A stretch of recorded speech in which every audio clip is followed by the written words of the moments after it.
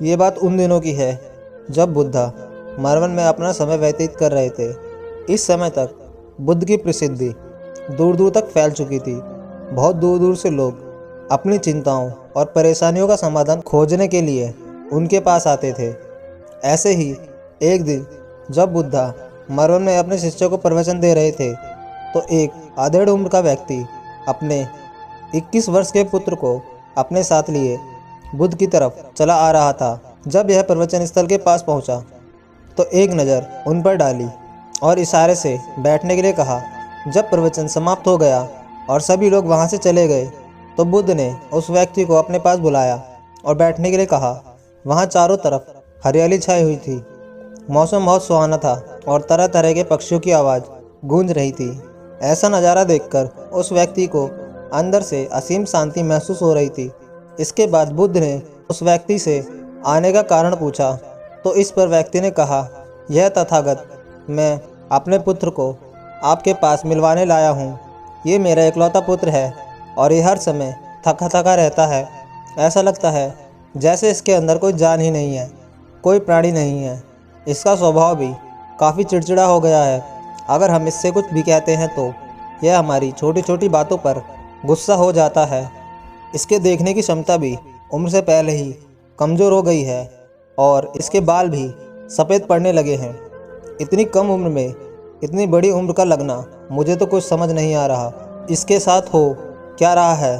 तथागत, मैं अपने पुत्र के स्वास्थ्य को लेकर बहुत चिंतित हूँ। जब मैं अपने पुत्र को वैद्य जी के पास लेकर गया तो उन्होंने कुछ औषधि दी और कहा, अपने पुत्र को तनाव कम लेने के लिए कहो। वो अपने दिमाग में बहुत अधिक तनाव लेता है, इसीलिए उसकी ऐसी हालत हो गई है। लेकिन मुझे उनके बहुत समझाने के बाद भी तनाव का मतलब समझ नहीं आया। मुझे नहीं पता कि तनाव होता क्या है, यह किन कारणों से आता है और उसे कैसे अपने पुत्र के दिमाग से निकालूं। लेकिन मुझे सबसे पहले तो ये समझना है कि तनाव होता क्या है। इसलिए तथागत, मैं आपके पास आया हूँ। कृपया आप मेरी समस्या का समाधान कीजिए। यह सुन बुद्ध उसके पुत्र को बड़े ध्यान से देखते हैं। उसके चेहरे को देखते हैं, उसकी आंखों को देखते हैं और फिर उसके हाथों की नब्ज को भी देखते हैं।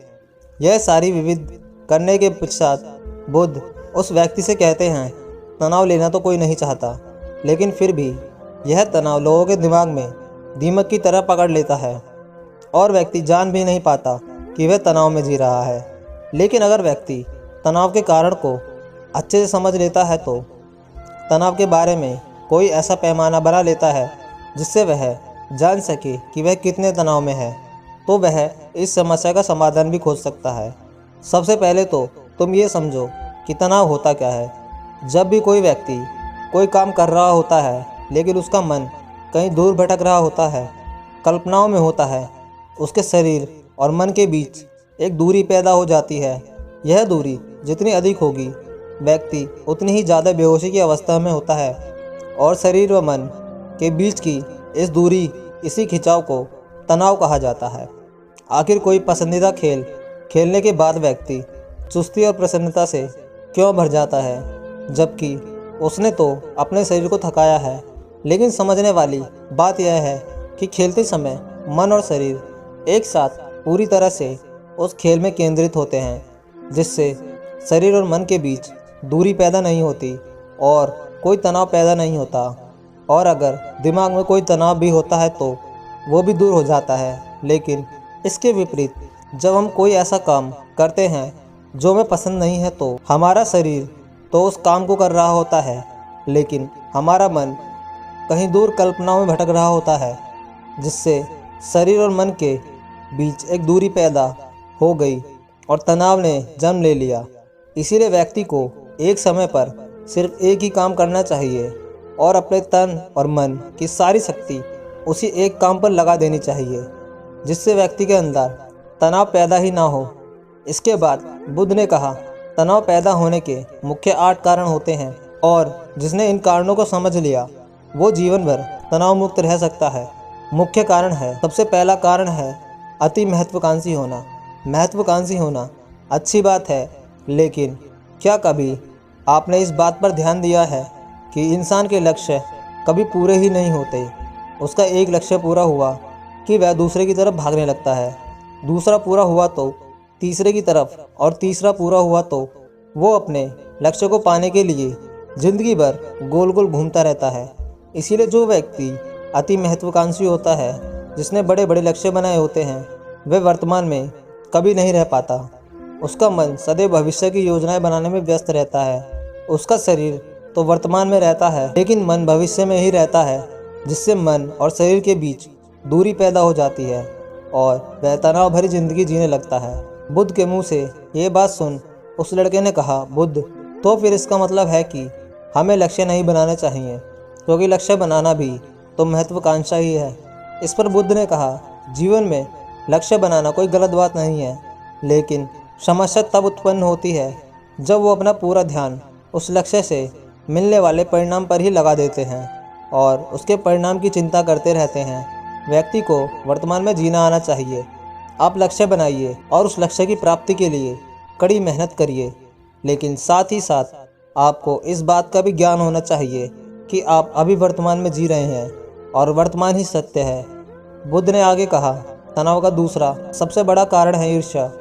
जब व्यक्ति ईर्ष्या और जलन से भर जाता है तो उसका मन अंदर से सड़ने लगता है। ईर्ष्या एक आंतरिक घाव है। आंतरिक घाव यानी मन का घाव। व्यक्ति के शरीर का घाव तो भर सकता है, लेकिन मन का घाव कभी नहीं भर सकता। इसीलिए व्यक्ति को दूसरों की खुशी और तरक्की से कभी ईर्ष्या नहीं होनी चाहिए, क्योंकि ये तनाव का कारण है। इसके बाद बुद्ध ने तनाव का अगला कारण बताते हुए कहा कि आरुषिपूर्ण काम करने से भी मन में तनाव पैदा होता है। जो काम करना हमें पसंद ही नहीं, जिस काम में हमारी रुचि ही नहीं है, उस काम में हमारा मन नहीं लग पाएगा। हमारा शरीर तो वहीं बैठा रहेगा, लेकिन हमारा मन कल्पनाओं की उड़ान भरेगा, जिससे शरीर और मन के बीच में दूरी पैदा हो जाती है और व्यक्ति तनावग्रस्त हो जाता है। इसलिए इंसान को हमेशा अपनी रुचि के अनुसार ही कार्य करना चाहिए। अगर व्यक्ति ने ये पता कर लिया कि उसे कौन सा काम करना पसंद है और वो उसी काम को अपने जीवन का लक्ष्य बना लेता है, तो फिर वो काम उसके लिए काम नहीं बल्कि खेल बन जाता है। फिर बुद्ध ने कहा, तनाव का चौथा कारण होता है किसी दूसरे से अच्छा रहना। बुद्ध ने उस व्यक्ति की ओर इशारा करते हुए कहा, एक पिता होने के नाते तुम्हारी अपने पुत्र से बहुत सी उपेक्षाएं होंगी कि तुम्हारा पुत्र एक बहुत ही कामयाब इंसान बने, तुम्हारा नाम रोशन करे, जैसा तुम चाहते हो उस तरह का जीवन जिए, तुम्हारी हर बात माने। लेकिन क्या आज तक कभी किसी की सारी उपेक्षाएं पूरी हुई हैं? जब भी कोई व्यक्ति किसी दूसरे से कोई उपेक्षा रखने लगता है तो वो अनजाने में अपने लिए तनाव पैदा करने लगता है। ज़रा सोचो कि अगर तुम्हारा बेटा तुम्हारे अनुसार काम नहीं कर रहा है और वो नहीं बन पा रहा है तुम जैसा उसे बनाना चाहते हो, तो निश्चित रूप से तुम्हारे दिमाग को तनाव पकड़ लेगा। तुम तनाव से भरा जीवन जीना शुरू कर दोगे और इस तनाव के बस में आकर तुम ऐसा व्यवहार करोगे, ऐसी बात करोगे कि तुम्हारा अपने पुत्र के साथ संबंध और भी खराब होते चले जाएंगे। इसीलिए व्यक्ति को जितना हो सके उतनी कम उपेक्षाएं दूसरों से रखनी चाहिए, और अगर पूरी तरह से तनाव मुक्त रहना है तो दूसरों से उपेक्षा रखना ही बंद कर दो। इसके बाद बुद्ध ने कहा कि शारीरिक कष्ट भी इंसान के तनाव का कारण होता है। जब व्यक्ति किसी शारीरिक पीड़ा से गुजर रहा होता है तो उसका पूरा ध्यान बस अपने उस शारीरिक दर्द पर होता है और वो पूरे दिन बस उसी के बारे में सोचता रहता है, जिससे उसका मन दुख के विचार से भर जाता है और ऐसी स्थिति में व्यक्ति तनावग्रस्त रहने लगता है। यह सुन उस व्यक्ति ने कहा कि हे बुद्ध, शारीरिक दुख तो किसी भी व्यक्ति को हो सकता है, तो फिर क्या हुआ? व्यक्ति जीवन भर तनाव में ही जिएगा? इसका जवाब देते हुए बुद्ध ने कहा कि इंसान को ये बात समझनी चाहिए कि हमारा जीवन दुखों का आधार है। जैसे जैसे हमारा जीवन आगे बढ़ता है, इसमें दुख आते रहेंगे, बीमारियां आती हैं और फिर अंत में मृत्यु भी आती है। तो बीमारियां इंसान के जीवन का अभिन्न अंग है, कोई इनसे बच नहीं सकता। वह किसी न किसी के जीवन में ये समय से पहले या समय के बाद आती ही हैं। जब इंसान का मन इस बात को अच्छे से समझ लेगा तो फिर वह अपनी बीमारी के बारे में सोच कर ज़्यादा तनाव नहीं लेगा, क्योंकि यह हमारे जीवन का अभिन्न हिस्सा है और इसके लिए व्यक्ति को शारीरिक रूप से भी अभ्यास करते रहना चाहिए। अपने जीवन में व्यायाम और स्वास्थ्य जीवन शैली को भी जगह देनी चाहिए ताकि उसका शरीर लंबे समय तक निरोगी रहकर सही से काम कर सके। ऐसी ही कहानी देखने के लिए वीडियो को लाइक करें और चैनल को सब्सक्राइब करें।